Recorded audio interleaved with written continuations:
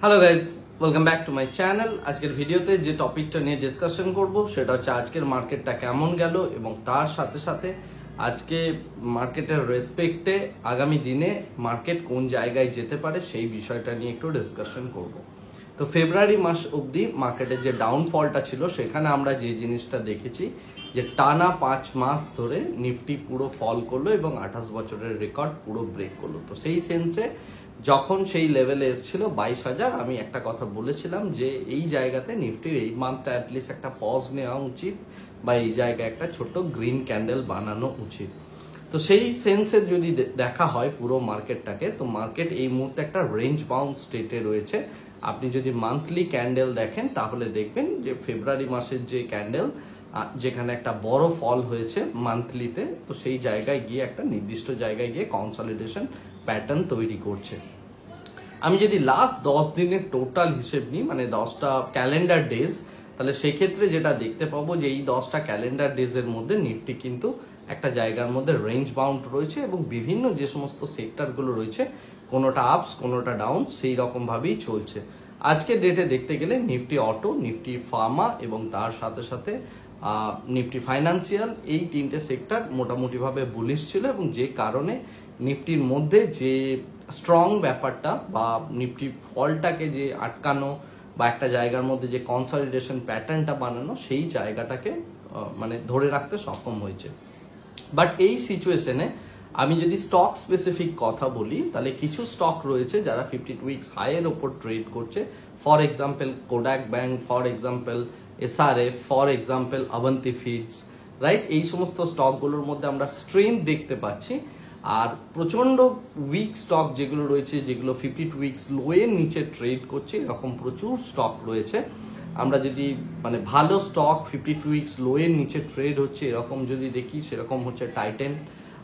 এছাড়াও প্রচুর স্টক রয়েছে, মানে ভুঁড়ি ভুঁড়ি স্টক রয়েছে যেগুলো 52 উইকস লোয়ের নিচে ট্রেড হচ্ছে, রাইট? তো যখন কোন একটা মার্কেট এইভাবে ফল করে আপনি অনেক স্টককে 52 উইকস লোয়ের নিচে পাবেন, বাট তার মানে এটা নয় যে though stocks are investable at this moment. এই মুহূর্তে আপনি সেই সমস্ত স্টকের মধ্যে ইনভেস্টমেন্টের কথা না ভাবাটাই বেটার।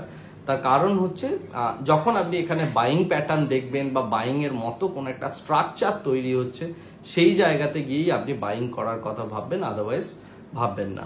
তো এটা হচ্ছে মার্কেটের সিনারিও বা মার্কেটের ওভারঅল যে সিচুয়েশনসটার মধ্যে দিয়ে মার্কেট যাচ্ছে সেই জায়গাটা।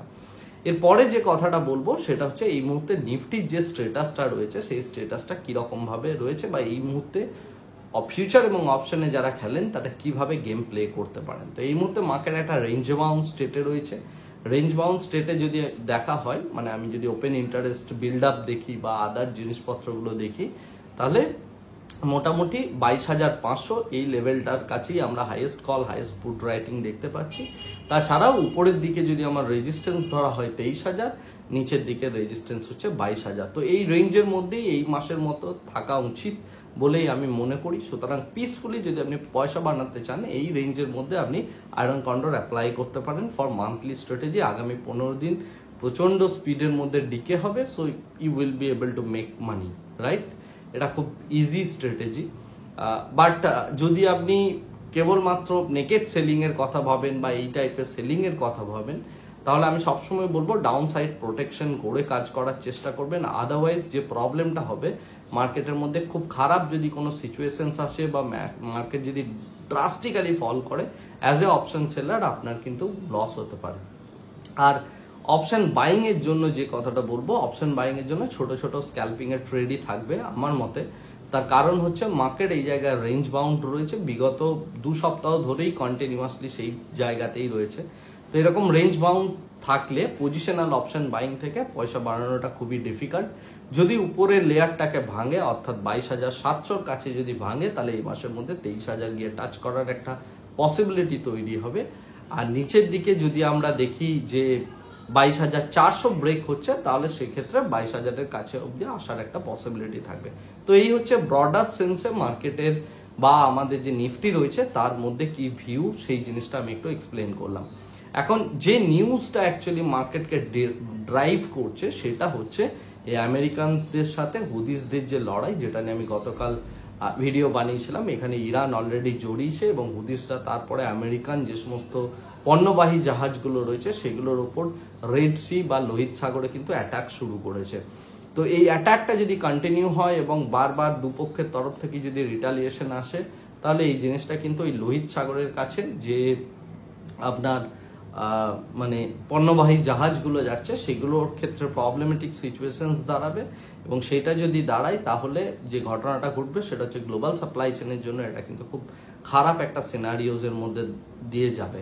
তো এই পুরো বিষয়টা নিয়ে আমি আগামী এক সপ্তাহ পর একটা ডিটেল বড় একটা ভিডিও আনবো, যে পুরো বিষয়টা নিয়ে আমি কেন এত কথা বলছি, বা এই জিনিসটা যেখানে মিডিয়া হয়তো জিনিসটা কভার করছে না বা স্লাইডলি একটা উপর কভার করা হচ্ছে, বাট এটা গ্লোবাল সাপ্লাই চেনের জন্য কতটা ভাইটাল জায়গা বা কি কি প্রবলেমস হতে পারে ইন ফিউচার যদি এই জায়গাটা প্রচন্ড পরিমাণে ভয়ানক একটা উত্তাল সিচুয়েশনসের মধ্যে থাকে, বিশেষ করে মিডল ইস্ট, সেটা ইকোনমির জন্য ভীষণ একটা খারাপ জায়গার মধ্যে দিয়ে যাবে। সো মিডল ইস্টের স্থিতাবস্থা ফেরাটা খুবই জরুরি, এবং তার সাথে রাশিয়া ইউক্রেন ওয়ার যেটা অলরেডি ধীরে ধীরে একটা জায়গায় গিয়ে পৌঁছাচ্ছে, যেখানে দুপক্ষই সেটেল ডাউন করবে বলেই আমার মনে হয়।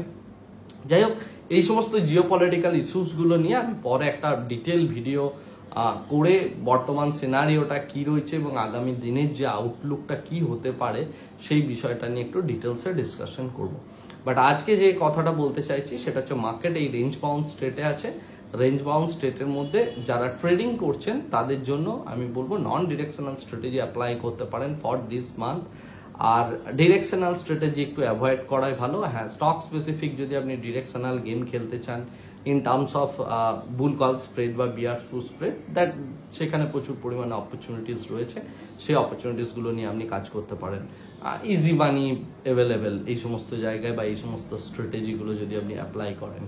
এনিওয়ে, তো এটা হচ্ছে সিনারিও। এরপরে যে কথাটা বলবো, আপনারা অনেকেই আমাকে কল করছেন আমার মেন্টরশিপ প্রোগ্রাম নিয়ে ইত্যাদি বিষয়গুলো নিয়ে। আমি অলরেডি যেটা বলার সেটা বলেছি যে 27শে এপ্রিল থেকে আমার মেন্টরশিপ প্রোগ্রামের সমস্ত কিছু শুরু হবে। প্রচুর পরিমাণে ফর্ম ফিল আপ হয়েছে, অনেক ফর্ম আমাকে রিজেক্ট করতে হবে এবং সেই কাজটা আমি এখনো শুরু করিনি। এটা হয়তো মার্চ মাসের লাস্ট উইক থেকে স্টার্ট করব এবং তারপর থেকে আপনারা প্রত্যেকে এপ্রিল মাসের স্টার্টিং থেকে এপ্রিল মাসের 10 তারিখের মধ্যে আপনারা আমার থেকে কল পাবেন।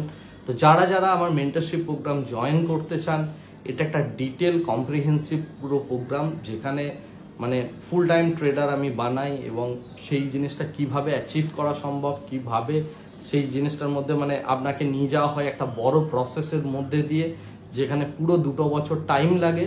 তো এই বিষয়টা যদি আপনি করতে চান তাহলে এই ভিডিও ডেসক্রিপশন বক্সে একটা ফর্ম আছে, ফর্মটা দেখে নিন। ফর্মের মধ্যে একটা ভিডিও আছে, আমার প্রচুর শর্ত থাকে, সেই শর্তগুলো যদি আপনার পক্ষে মানে বেয়ার করা সম্ভব হয় এবং আপনি যদি মানে রিয়েলিটিতে একজন ভালো ফুল টাইম ট্রেডার হতে চান, তাহলে আপনি এই ফর্মটা ফিল আপ করতে পারেন, প্রোভাইডেড যে ফর্মের ডিটেল ভিডিওটা একবার দেখে নেবেন যে আমি কি বলতে চাইছি বা কি টাইপ অফ মেন্টালিটি নিয়ে আপনি আসতে চান।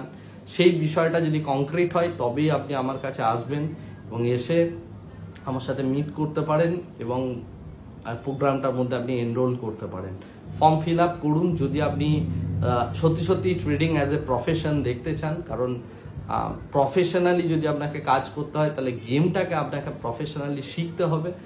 আর প্রফেশনাল শিক্ষা মানে ওই দুটো ট্রেন লাইন ড্র করা, 4টে সাপোর্ট রেজিস্ট্যান্স ড্র করা, এটা কিন্তু নয়। প্রফেশনাল শিক্ষা মানে রিস্ক টু রিওয়ার্ড বোঝা, নিজের ক্যাপিটাল বোঝা, নিজের স্ট্র্যাটেজি বোঝা, নিজের স্ট্রেংথ বোঝা, নিজের উইকনেস বোঝা, পুরো গেমটা জানা, গেমের কোন জায়গায় আপনার মানে এজ আসছে সেই এজটা ফাইন্ড আউট করা, ম্যাথামেটিক্যাল ক্যালকুলেশনস বোঝা, এই সমস্ত কিছু করে তবে গিয়ে আপনি একটা ট্রেডারে পরিণত হবেন। এটা বড় দীর্ঘ সময় লাগে, সো এটা কোনো কোর্স নয়, এটা একটা পুরো মেন্টরশিপ প্রোগ্রাম, কম্প্রিহেন্সিভ প্রোগ্রাম।